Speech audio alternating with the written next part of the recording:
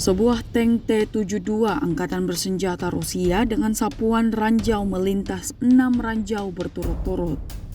Rekamannya ramai beredar di media sosial Telegram pada Senin 23 September 2024. Tank Rusia jadi bulan-bulanan militer Ukraina seperti yang terlihat dalam rekaman. Ada lebih dari 3 ledakan yang terjadi di titik target. Dan pada akhir rekaman, tank Rusia tersebut dirusak oleh drone FPV Ukraina. Para kru meninggalkan tank dan tidak terluka. Hingga video ini beredar, beragam respon diberikan warganet.